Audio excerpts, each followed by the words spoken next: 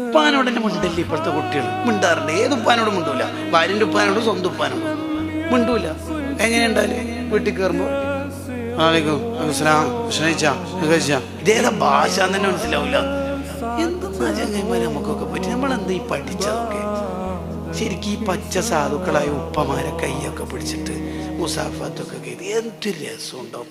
കിതാബിൽ പറയണത് രാവിലെയും വൈകുന്നേരം ഉപ്പാനൊക്കെ ഒന്ന് ചുംബിക്കാൻ പറ്റിയാൽ നല്ലതാന്ന. ഉപ്പാൻ്റെ ഉമ്മാൻ്റെ പൊരുത്തം ഒരാൾ വാങ്ങിനോ? സഈദ് ഇബ്നുൽ മുസയ്യിബ് റളിയല്ലാഹു പറയുന്നുണ്ട്, അയാൾ ഈമാനോടെ മരിക്കുക. ഉപ്പാരും ഉമ്മാരും പൊരുത്തമില്ലേ, അയാൾ എത്ര വലിയ ഖാളി മുദരിസ്, എത്ര വലിയ സംഘടനാ പ്രവർത്തനം എന്ന് പറഞ്ഞാലും അയാൾ വിജയിക്കൂല. ഉപ്പാനോടും ഉമ്മാനോടുള്ള കടപ്പാട് പറയുന്നിടത്ത് കിതാബുകളിൽ കാണാം, ഉപ്പാനെയും ഉമ്മാനെയും ധിക്കരിച്ചിട്ട് ജീവിക്കുന്ന, ഭാര്യയ്ക്ക് കൂടുതൽ പ്രാധാന്യം കൊടുത്ത് ഉമ്മാനെ ചെറുതാക്കുന്ന ആരെങ്കിലും നിന്റെ സൗഹൃദ വലയത്തിലുണ്ടെങ്കിൽ അത് നീ ഒഴിവാക്കണം.